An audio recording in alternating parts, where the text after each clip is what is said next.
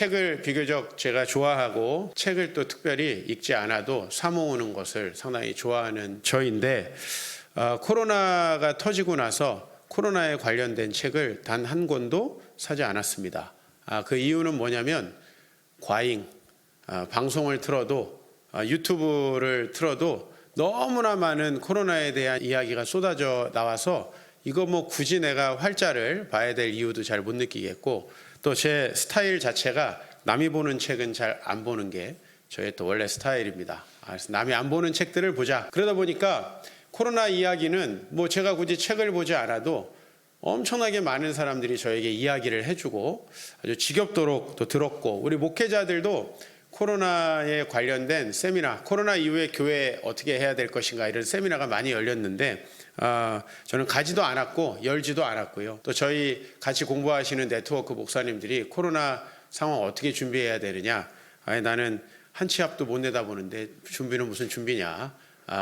우리가 당장 2월 달부터 대면 예배를 가급적 드리지 말라는 정부의 그런 굉장히 무언의 회유와 압박이 있었는데 이렇게 지금 예배를 저희가 6주째 드리지 못하고 있는 상황이 되다 보니까 2월부터 8월까지 위험하지 않았던 그 시기 동안에 우리가 예배를 드렸던 게 참 다행이라는 생각도 들고 한 치 앞을 내다보기가 어렵구나. 그때 당시부터 2주만 우리가 세상을 위해서 예배드리지 말자 했던 사람이 많은데 그 2주가 지금 7개월, 8개월을 접어들고 있습니다.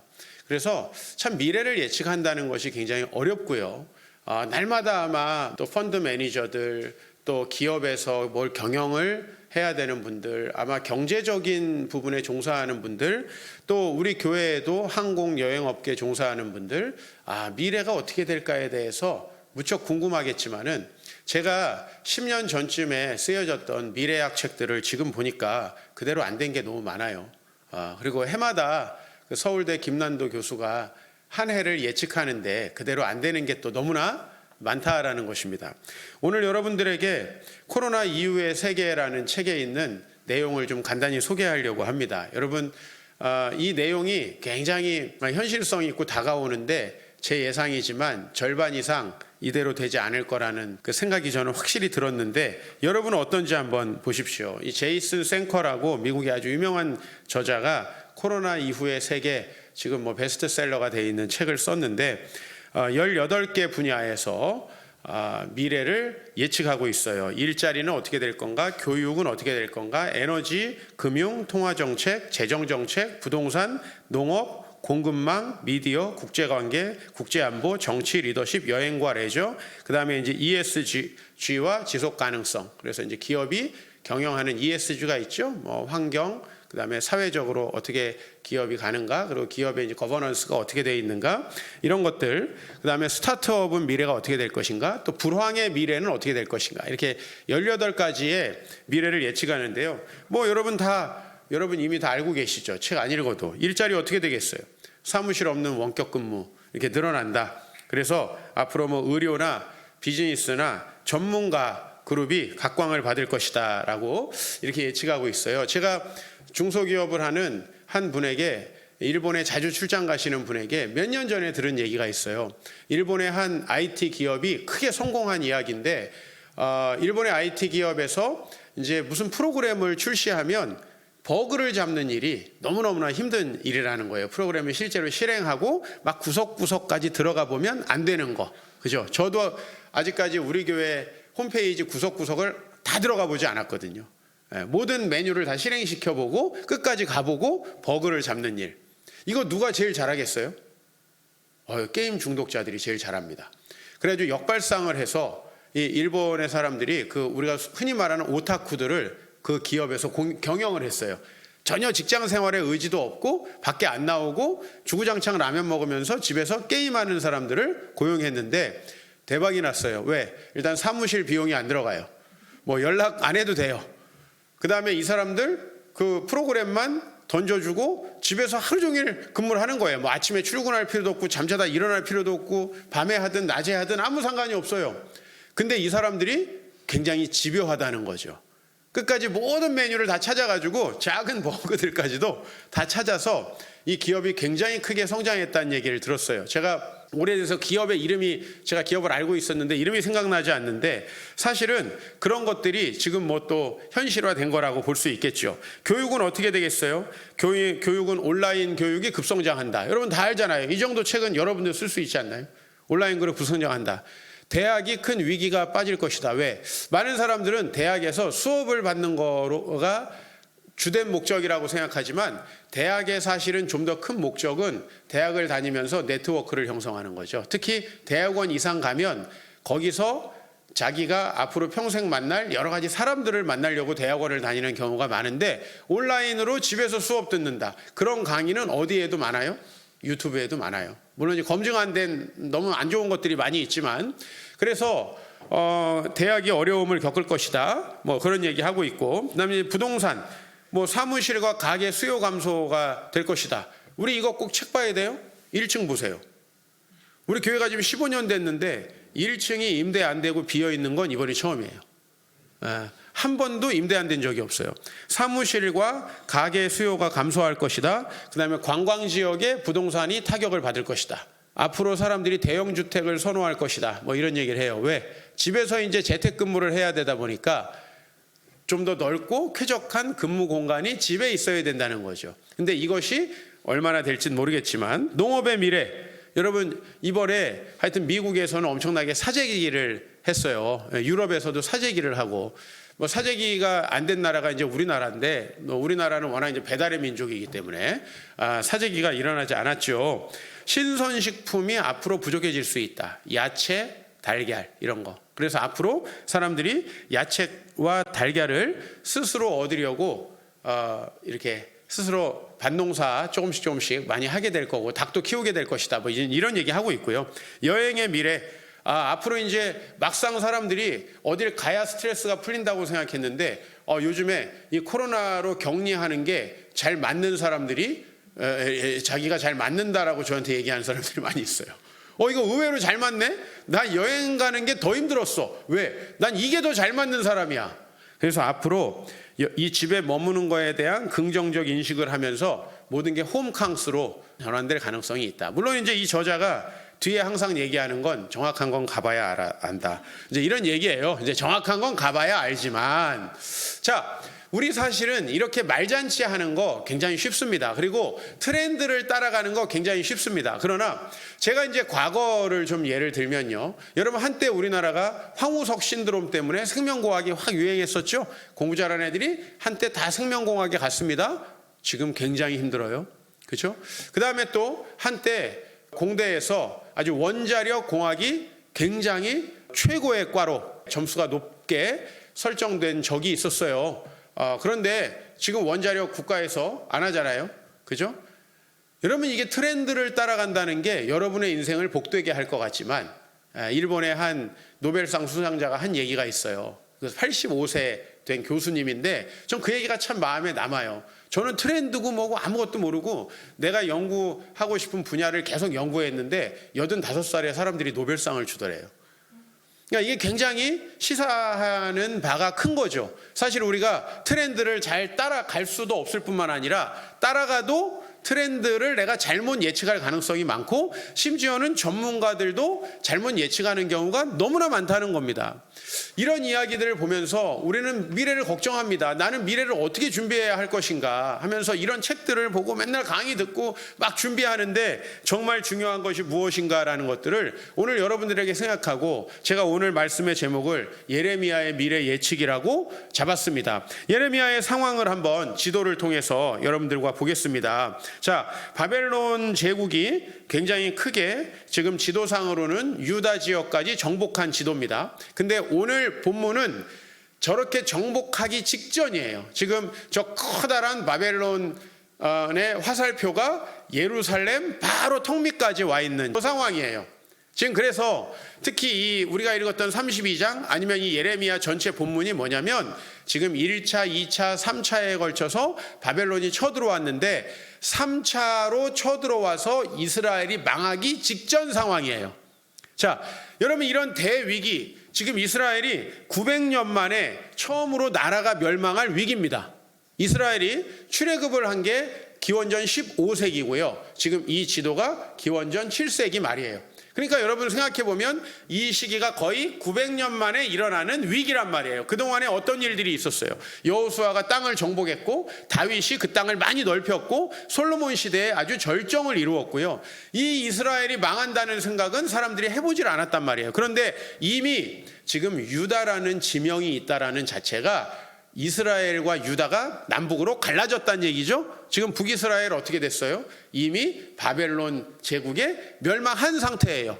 이제 그 다음 턱 밑에까지 유다가 지금 위기에 겪고 있다는 겁니다. 그래서 오늘 본문 32장 1절에서 2절 말씀을 보면 유다의 시드기야 왕 열째 해예요. 시드기야 왕 11년째에 이제 유다가 망해요. 정말 급박한 위기의 상황이죠. 그죠? 그런 위기 상황 속에서 느부갓네살은 군대를 이끌고 와가지고 예루살렘을 에워싸고 있어요. 자, 그러면 여러분들 이럴 때 어떻게 해야 되느냐? 사람들이 이제 전문가의 대책을 내놨어요. 아까 우리가 제이슨 생커라는 사람이 코로나에 대해서 18가지의 미래를 예측했다라고 했죠? 여러분 항상 이런 사람은 존재해요. 과거의 주술사부터 현대의 미래학자들까지. 저는 미래학자들을 좋아하지 않습니다. 개인적으로. 혹시 미래학에 종사하고 계신 분들한테는 죄송한데 그렇게 막 사람들 두려움 부추겨서 너무 먹고 살지 마세요. 저 별로 마음에 안 듭니다. 왜냐하면 맞지도 않는 말들, 그리고 나중 되면 책임지지도 못한 말들을 너무 많이 한다라는 거죠. 우리는 그렇게 미래를 예측하기가 어려운 사람들입니다. 바벨론 이후에 세계에 대한 전문가들의 대책, 아까 그 지도를 한번 다시 보여주십시오. 정치면에서 이 정치는 이렇게 해야 된다라고 사람들이 막 주장했던 걸 간단히 요약해 보면 이거예요. 여러분 지금 지형을 잘 보세요. 바벨론이 위에서 쳐들어와요. 유다의 밑에 누가 있어요? 이집트가 있죠. 자, 이제 정치 전문가들은 두 가지 이야기를 하는 거예요. 하나는 바벨론에게 조공을 바치면서 이렇게 살아가는 것은 결코 좋지 않다. 이집트와 연대해서 바벨론에 대항하라 이거예요. 이집트와 연대해서. 이게 너무 당연한 거죠.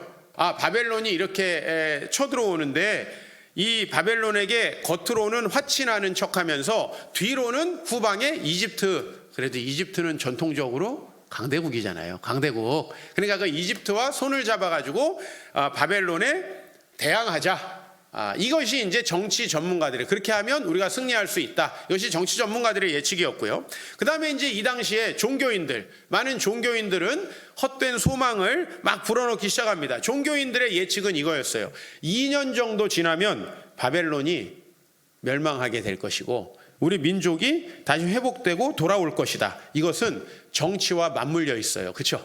정치적으로 지금 바벨론이 쳐들어왔어요. 이집트와 유다가 연대해서 바벨론에 대항해요. 그렇게 하다 보면 2년 정도만 있으면 바벨론 이길 수 있다는 계산이에요. 근데 여기에다가 뭘 집어넣냐면 하나님이를 집어넣어요. 하나님이 이기게 해주실 거야. 우리 민족 버리지 않으실 거야. 우리 교회 다니잖아. 하나님이 이기게 해주실 거라고 생각했고요. 소망을 전파했어요. 자, 28장 예레미야 조금 앞으로 가서 제가 말씀 하나 읽어드릴게요. 만군의 여호와 이스라엘의 하나님이 이같이 일러 말씀하시기를. 하나님이 말씀하셨대. 그러니까 아마 어떤 사람이 설교를 한 거 아닌가 싶어요. 내가 바벨론의 왕의 멍에를 꺾었느니라. 내가 바벨론의 왕 느부갓네살이 이곳에서 빼앗아 바벨론으로 옮겨간 여호와의 성전 모든 기구를 2년 안에 다시 이곳으로 되돌려 오리라. 그렇죠? 그러니까 승리할 거라는 거예요. 여러분 사람은 긍정적 예측을 좋아하죠. 여러분 누구 만났는데 야, 너 그렇게 하면 힘들 것 같아. 이런 사람보다는 야, 너 앞으로 잘 될 것 같은데. 이게 좋죠. 종교 전문가들, 특별히 이 종교를 통해서 또 뭔가 이득을 누리려고 하는 거짓 선지자들은 이런 예측들을 했다라는 것이에요. 그 다음에 부동산 예측도 했어요. 이 당시에 부동산. 오늘 여러분들이 읽었던 내용 대충 기억하시면 뭐예요? 예레미야에게 친척이 있는데 예레미야에게 와가지고 땅을 사래. 예레미야 돈이 내가 볼 때는 별로 없었을 것 같거든요. 왜냐하면 예레미야서에 보면 예레미야가 태반이 감옥에 갇혀 있어. 무슨 돈이 있겠어요. 그리고 여기에서 이렇게 설교했던 2년이면은 여호와의 성전 기구가 다시 돌아올 거야. 이렇게 설교했던 사람들은 엄청 대박 나가지고 궁정에서 돈도 많이 받고 잘 살던 때예요. 근데 예레미야는 맨날 감옥에 갇혀 있었는데 이런 지금 바벨론과의 위기 상황에서 부동산 사야 돼요, 말아야 돼요? 사야 돼요, 말아야 돼요? 상식적으로 사지 말아야 되겠죠. 그거 너무 당연한 거 아니에요. 땅을 뺏길 지금 가능성이 많고 내가 그 땅을 되찾을 수 있는지 모르겠고 지금 1, 2차에 걸쳐서 많은 사람들이 바벨론으로 잡혀갔어요. 그럼 여러분 잡혀가면 이 땅 팔고 가야지. 그렇지 않습니까? 그렇죠. 그런 상황이에요.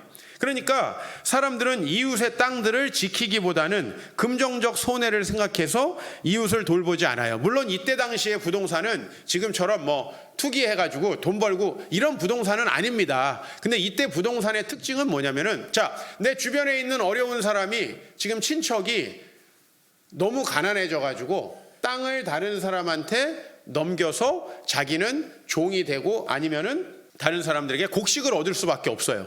경제가 어려워져서. 그러면 이스라엘에는 독특하게 어떤 제도가 있죠? 기업 무름이라는 제도가 있어요. 기업 무름. 기억해 두실 필요가 있어요.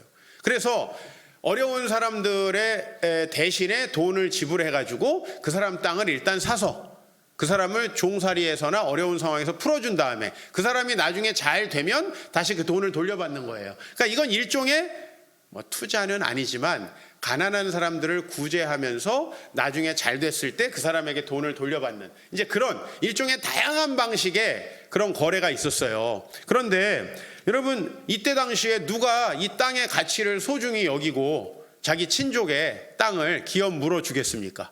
이를테면 여러분 누가 지금 자기 땅이 있는데 그 땅을 돈을 못 갚게 돼서 경매가 넘어갈 거란 말이에요. 그런데 앞으로 사두면 땅값이 오르겠다고 생각해야 투자할 거 아니에요. 그죠? 그러면 경매해가지고 내가 사놨다가 저 사람이 상황 좋아지면은 다시 저 사람에게 이제 되파는 뭐 지금과 상황이 딱 들어맞지는 않지만 근데 지금 이 땅은요 바벨론이 와서 뺏어 버릴 수도 있고 그 다음에 자기가 잡혀갈 수도 있습니다. 그렇죠?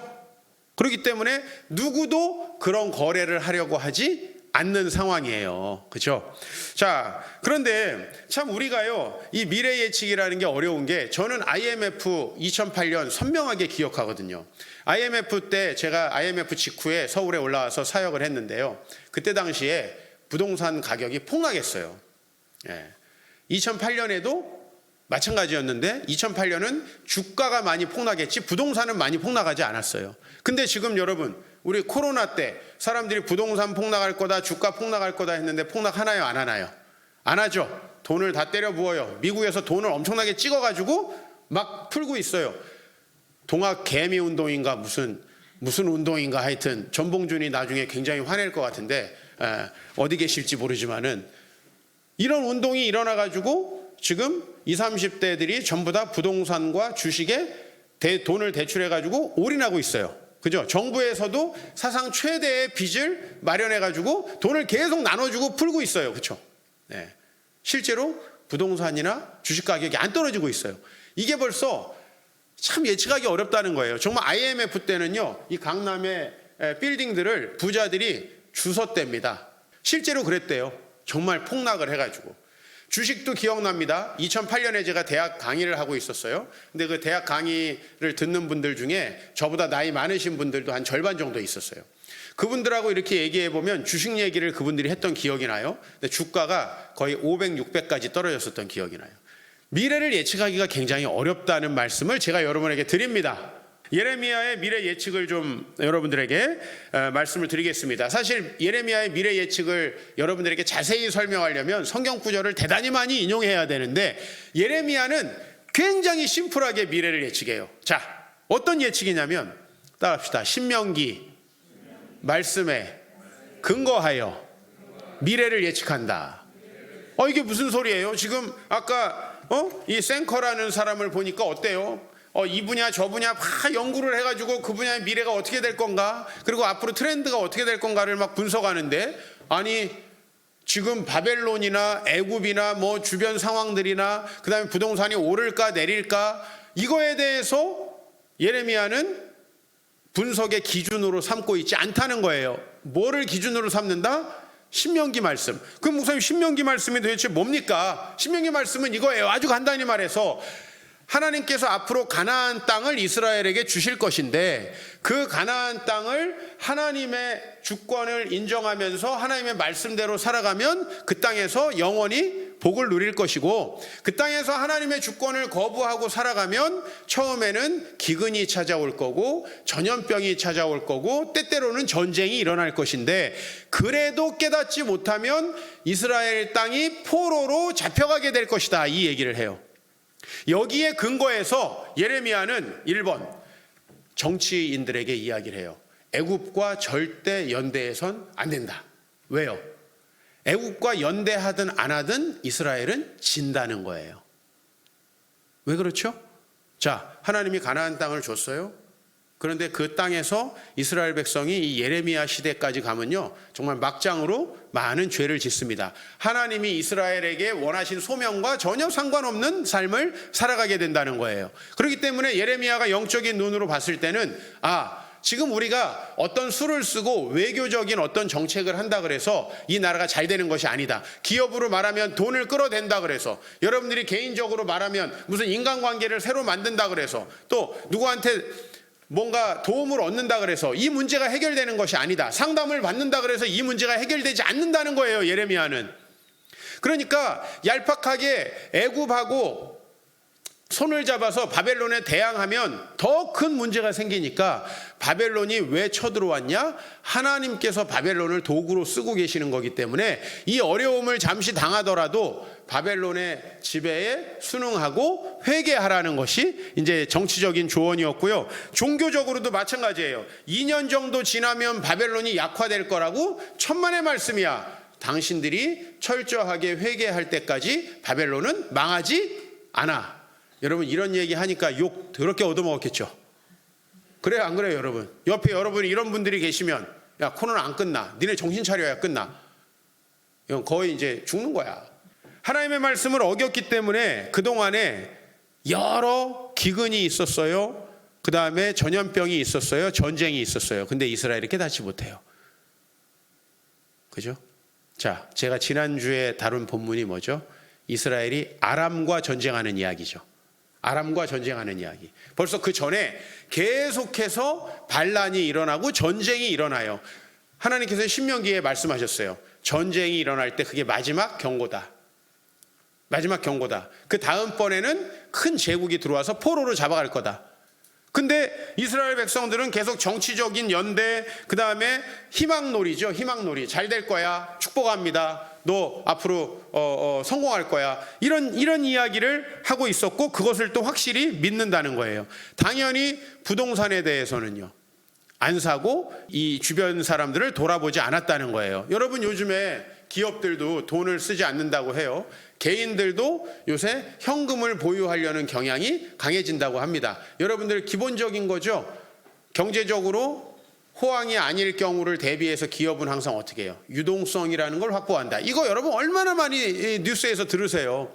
지금은 유동성을 확보해야 될 때예요. 예레미야가 지금 땅을 살 때가 아니에요. 그런데 예레미야는 뭐냐면, 야, 하나님께서 근데 신명기 말씀에 우리가 포로로 잡혀가더라도 다시 회개하면 돌이켜 주신다고 했어.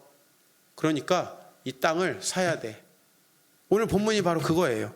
그럼 오늘 본문 한번 볼까요?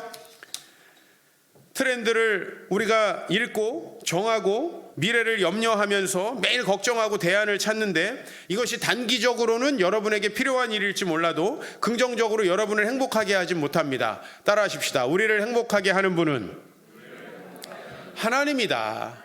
여러분, 우리가 경제적으로 여유 있다고 행복하고, 우리가 다른 일이 없고 풍족하게 산다고 행복하다면 여러분 아무도 주님을 믿지 않을 거예요. 그러나 성경 말씀은 그렇게 얘기하지 않아요. 회개와 순종이 하나님의 복을 가져온다. 예레미야는 계속 얘기하는 거예요. 연대하지 마라. 그리고 2년 만에 바벨론이 망해서 우리가 회복될 거라는 그런 낙관론에 사로잡히지 마라. 진정한 회복은 우리가 회개하고 하나님 말씀에 순종하고 하나님이 우리를 가나안 땅에 보낸 그 사명에 충실한 거다. 여러분이 결혼을 해요. 결혼하면 다 잘 될 것 같지.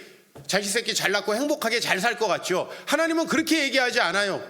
하나님은 무조건 낙관적인 것들도 경계하고 안 될 거라는 비관론도 경계합니다. 하나님은 가정이 하나님의 뜻대로 세워져 가는지 보라는 거예요. 하나님 복을 주신다. 오늘 우리 지연자매 찬양으로 올렸는데 너는 먼저 그 나라와 그 의를 구하라. 그리하면 이 모든 것을 너에게 더하시리라는 말씀이죠. 아주 심플하죠. 성경의 미래 예측은 되게 심플해요. 여러분이 무슨 이 분야는 어떻게 될까, 저 분야는 어떻게 될까, 생커의 책을 다 외우고, 이게 중요한 게 아니라는 것입니다. 우리의 진정한 행복을 주관하시는 분은 하나님이세요. 여러분, 이 코로나 시기에 모두가 어렵나요? 아니에요. 코로나 때 사상 최대의 호황을 누리고 있는 분을 저는 몇 분 알고 있어요. 다 어렵지 않다는 거예요. 왜 우리가 이런 상황이 되었는가? 여러분, 우리가 이때 점검해 봐야 될 것은 여러분의 미래는 하나님에 의해서 결정된다는 거예요. 하나님에 의해서 우리의 미래가 결정된다는 거예요. 그러므로 여러분과 하나님의 통치에 순종할 때만이 우리가 복이 온다라는 사실을 기억해야 돼요. 오늘 이제 우리가 32장에 예레미야가 땅을 사는 이야기를 읽었어요. 그는 다른 사람과는 전혀 다르게 경제를 예측해요. 왜 땅을 샀죠? 이웃이 어려움을 겪는데 그 어려움 겪는 사람을 도와줘야 하나님께서 복을 주신다고 했거든요. 우리는 코로나 시대에 지금 어떻게 다른 사람들을 도울까 생각하고 있어요. 많은 교회들이 예배도 못 드리고 많은 교회들이 경제적으로 어려워서 정말 다른 사람들에게 손을 벌리고 있어요. 그런데 제가 항상 집중하는 건 뭐냐면 우리 교회의 어려운 분들 어떻게 도와줄까? 그 다음에 제가 다니면서 여러 어려움을 당한 성도들, 선교사님들 어떻게 도와줄까? 이제 우린 거기에 초점을 맞춰야 돼요. 예레미야 32장 36절 보세요. 이스라엘의 하나님 여호와께서 너희가 말하는 바 칼과 기근과 전염병으로 말미암아 바벨론 왕의 손에 넘긴 바 되었다 하는 이 성에 대해서 이와 같이 말씀하시니라. 어떻게 말씀하는 거예요? 40절 같이 읽으면 좋겠어요.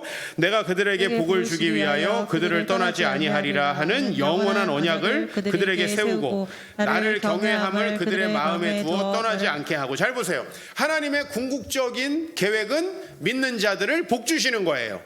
그래서 그들을 통해서 천하만민을 복 주는 거예요. 그런데 믿는 자들이 하나님의 뜻을 따라 살아가지 않아요. 자기의 욕망을 따라 살아가요. 자기의 계획을 따라 살아가요. 그러니까 뭐부터 먼저 줘요? 나를 경외하는 마음을 그들의 먼저 마음에 두는 거예요. 하나님을 경외하는 그 마음이 회복되게 하시는 거예요. 이게 뭐죠? 회개하게 하시는 거예요. 내가 내 인생 주인이 아니구나. 내가 내 물질의 주인이 아니구나. 여러분, 우리가 계획하고 열심히 미래를 대비했는데요, 그것이 잘 안 된다면 여러분 하나님께 회개하셔야 될 때예요. 왜 저 책대로 했는데 안 됐지? 여러분, 인생은 책대로 되는 게 아니에요.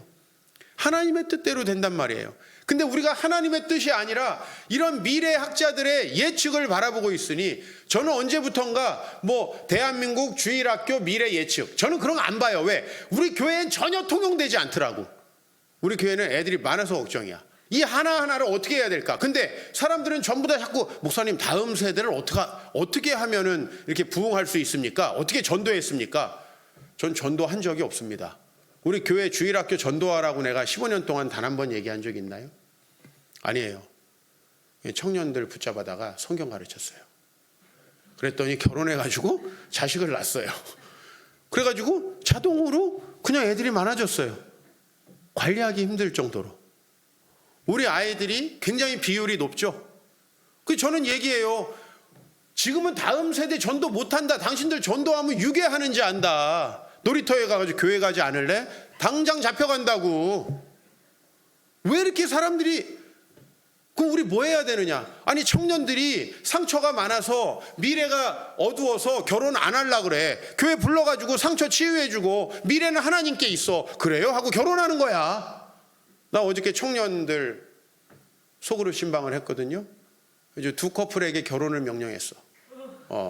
너는 언제까지 날 잡아와. 좀 있으면 아마 부모님들한테 연락이 갈 거예요. 그리고 지금 저 결혼 안 하고 있는 한 놈한테는 너는 앞으로 열심히 소개팅만 해. 빨리 가. 얘네 이제 상처 치유됐어요. 회복됐어요. 이제 미래에 행복한 가정을 이룰 수 있을 거라는 소망이 생겼어요. 그럼 결혼하면 애 나오는 건 당연한 거잖아. 근데 왜 자꾸 저출산을 얘기해? 저출산을. 사람들에게 하나님의 복음을 전해주면 자동으로 아기가 나오는데, 나는 정부의 저출산 정책에 대해서 정말 마음에 안 듭니다. 아니, 지금 정부만이 아니라 예전 정부부터 계속 똑같이 해왔어. 수조씩 썼는데 나 좀 100억만 줬으면 좋겠어. 내가 자식 엄청나게 만들어 놓을 수 있는데. 나 엄청나게 만들어 놓을 수 있어. 근데 전국 다니면서 청년들하고 말씀 가르치는 거야.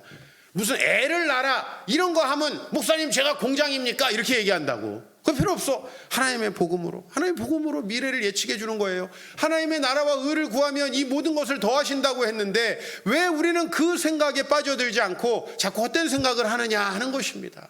너무나 안타깝죠. 답이 뻔하게 나와 있는데, 복음이 답인데 하나님을 경외하는 마음이 우리 청년들에게 생기니까 결혼하고 하나 낳을 거 둘 낳고 둘 낳을 거 셋 낳는데 자꾸 지금 셋을 안 낳으려고 저항하는 우리 교회에 회개해야 되는 자매들이 몇 명 있어요. 영원한 언약을 그들에게 세우고 하나님을 경외하는 마음을 그들에게 주신다. 그 다음요 41절, 내가 기쁨으로 그들에게 복을 주되 분명히 나의 마음과 정성을 다하여 그들을 이 땅에 심으리라. 무슨 얘기죠? 지금 포로로 잠깐 잡혀갔지만 하나님께서 다시 그들을 이 땅에다가 심는다는 거예요. 그 심기 전에 뭐를 회복해요? 나를 경외하는 마음, 그 마음을 우리 마음에다가 심어주신다는 거죠. 여러분, 인생 좀 힘들고 안 될 때 있어요. 그런데 코로나 때문에만 안 됐어요? 여러분, 지금까지 살아오면서도 안 된 적 많지 않아요? 우린 코로나 없을 때도 안 됐어요. 그걸 기억하셔야 돼요. 코로나 때문에 안 되는 게 아니고 하나님을 경외하지 않았기 때문에 안 되는 겁니다. 많은 분들이 제가 교회를 개척할 때 안 된다고 했어요. 교회는 그때도 안 되고 지금도 안 돼. 그때도 안 되고 지금도 안 돼. 근데 하나님의 말씀을 따라가는 교회는 된다고요. 아닙니까? 여러분, 다 비즈니스가 망해도요, 지금 창업하는 사람 중에 또 잘 되는 사람이 있더라고. 자영업자가 너무 많고 치킨집이 무슨 뭐 편의점보다 더 많다 그러는데 지금도 되는 사람은 있어요. 여러분, 천편일률적으로 확률과 미래 예측에 여러분의 인생을 투자하지 마세요. 하나님이 하라고 하면은 하는 거예요. 지금 교회를 옮긴다고 하면 이렇게 코로나 어려운 상황인데 여러분, 그냥 하나님이 하라면 하는 거예요. 저는 그런 거 몰라요. 부동산이 어떻게 되고 저는 이런 거 몰라요. 미래 예측 몰라요. 나는 그리고 한 10년 전부터 미래 예측 책을 끊었어. 왜냐하면 그 본대로 안 되더라고. 나는 그저 하나님의 나라와 그분의 의를 구하면서 내 할 일을 하려고 해요. 내일도 내가 제일 두려워하는 대구에 가서 세미나를 합니다. 왜 두려워하는지는 여러 가지 이유가 있는데 전 명절이고 뭐고 목사님들이 그때 시간이 좋다니까 갑니다. 또 여러 나라 선교사님들이 요새 들어와 계셔가지고 오신다고 연락이 왔어요. 그냥 제가 미래 예측하고 저는 살지 않아요. 하나님 기뻐하신다 생각하면 그냥 그 일을 하는 거예요. 근데 하나님이 잘 되게 해주시더라고요. 우리 교회 잘 돼 왔죠? 여러분의 인생도 잘 되시길 축복합니다. 그러려면 세상의 미래 예측에 현혹되지 마시고 신명기 말씀을 따라 여러분의 미래를 예측하셔야 합니다. 하나님의 나라와 그분의 의를 구하면 이 모든 것을 더한다고 했는데 나는 안 되지 않을까? 요번에 요거 대박이야. 요거 투자하면 잘 될 거야. 왜 그렇게 생각하느냐는 거예요. 그게 안 맞아가지고 지금 얼마나 고생하셨어요, 인생에. 그거 아닙니다, 여러분. 하나님을 바라보시기 바랍니다. 우리는 이 대위기 앞에 있어요. 미증유의 위기라고 하죠. 그죠? 네, 여러분, 제가 이제 하도 요새 사람들이 코로나 하면서 유럽의 패스트에 대해서 이야기하길래 까미의 패스트도 한번 다시 보고 그 다음에 또 이 패스트가 실제로 있었던 14세기에 실제로 어떤 일이 있었나. 그런데 여러분, 패스트가요, 서유럽에는 굉장히 르네상스와 문예 부흥과 노동력이 부족해지다 보니까 일자리가 남아도는 거예요. 그래서 실업률이 없어지고 막 산업이 발전하는 계기가 됐는데 똑같은 패스트가 동유럽은 완전히 약화시키는 결과를 만들었다라는 것을 좀 알게 됐어요. 똑같은 패스트가 왜 어떤 지역에서는 그 지역의 문예 부흥을 일으키고 예술을 일으켰는데 어느 지역에서는 그렇지 않았는가. 여러분, 지역마다 또 다른 거예요. 그래서 우리가 미래 예측을 굳이 할 필요도 없고, 물론 바보같이 살으라는 얘기가 아니에요. 귀를 닫고 살으라는 얘기가 아니에요. 뉴스 보지 말라는 얘기가 아니에요. 그들의 이야기를 하나님 말씀처럼 받아들일 필요가 없다는 거예요. 이 대위기 앞에서 오늘 저는 여러분의 미래를 예측합니다. 예레미야 선지자를 빌어서 여러분의 미래를 예측하자면 우리 개개인이 지금 하나님의 뜻과 일치하는 삶을 살아가는가, 이게 여러분 코로나 이후를 결정합니다. 할렐루야. 이겁니다. 그리고요, 지금 이 사회가 하나님의 말씀과 일치하는 방향으로 가고 있는가? 실제 그렇습니까? 이 사회가 심각하죠. 그렇다면 왜 우리를 이 사회에 보내셨을까요? 왜 이 시대에 우리를 보내셨을까요? 여러분, 이 심각해져가는 세상을 바꾸라고 우리를 보내신 거예요. 그게 바로 가나안 땅에 이스라엘을 보냈듯이 대한민국 땅에 21세기에 우리를 보낸 이유고, 여러분들은 바로 그걸 하라고 이곳에 보낸 거예요. 우리 공동체의 미래는 어떻겠어요? 아유, 지금 오르면 지금 교회를 옮기면 값이 오를까? 지금 이사 가면 우리 집값이 오를까? 교회가 그런 거 계산합니까? 아니죠. 우리 교회가 바라봐야 되는 건 뭐냐면 어떤 것이 하나님의 뜻이고 어떤 하나님의 뜻을 우리가 읽고 그분의 뜻대로 갈 것인가의 문제이지, 우리 공동체가 아유 이때는 현금을 보유하고 지키고 아니면 이때는 옮겨서 어디에 가서 건물을 사서 그게 많이 오르면 팔고, 우리 그거 계산하는 사람들 아니잖아요. 하나님의 뜻을 따라 우리 공동체가 갈 것인가가 정말 중요해요. 우리 한 주 한 주 어떻게 예배 드릴 것인가, 그걸 고민하고요. 한 주 한 주 어떻게 우리가 하나님의 뜻을 따라 살아갈 것인가 고민하고요. 우리보다 더 늦게 교회 와서 지금 어려운 분들 우리가 도와줄 수 있는 방법은 뭔가 고민하고요. 이번 주에도 또 그런 고민하면서 한 주일을 지나갈 것입니다. 왜요? 내가 그런 고민에 내 인생을 투자하고 살면 하나님이 나머지는 알아서 해주시더라고요. 저는 그걸 경험하면서 삽니다. 부안해동하지 마시기 바랍니다. 그리고 우리 하나의 행복의 길은 하나님의 뜻을 따라 여러분 개인의 삶, 우리 공동체의 삶, 이 사회가 하나님의 뜻을 따라 가도록 최선을 다하는 거예요. 예레미야 32장 17절 말씀 읽어봐요. 시작. 슬프도소이다 주 여호와여, 주께서 큰 능력과 펴신팔로 천지를 지으셨사오니 주에게는 할 수 없는 일이 없으시니이다. 근데 여러분, 이 말씀에 나는 여러분들 좀 이상하게 생각이 드는 부분이 있을 거예요.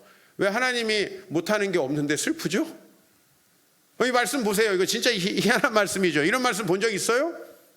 왜 슬프냐면 하나님이 못하시는 일이 없기 때문에 우리를 궁극적으로 복 주시겠지만 그 전에 우리가 회개하는 기간을 갖게 될 거라는 거죠.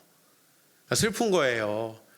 누가 자기의 죄를 회개하고 자기 삶을 변화시키는 게 쉬워요? 어렵잖아요. 그죠? 여러분, 당장에 다이어트 하는 것만 해도 얼마나 어려워요. 우리 최도현 집사가 수술을 앞두고 준비하느라 음식 가리고 얼마나 힘들었어요.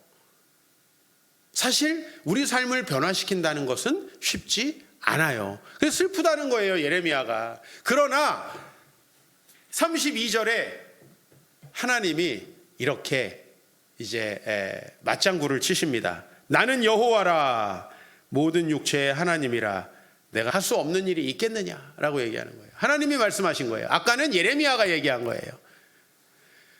반드시 하나님은 자신의 뜻대로 하나님의 나라와 의를 구하는 자들에게 축복하실 것이고, 니네가 애굽과 손 안 잡아도 돌이킬 것이고, 니네가 포로에 잡혀가더라도 하나님 반드시 그 땅을 회복시킬 것이라는 말씀을 하고 있는 거죠. 여러분, 우리의 미래는 하나님께 있는 거예요. 여러분들이 계산해서 돈 모으고, 여러분들이 계산해서 미래 커리어를 준비하고, 여러분 그거 뜻대로 계신 분들 한번 손 들어보세요. 나는 우리 교회에서 단 한 명도 자기가 어렸을 때, 자기가 젊었을 때, 대학 다닐 때 계산한 커리어대로 됐다는 사람을 못 봤어. 왜? 됐으면 교회 안 왔겠지?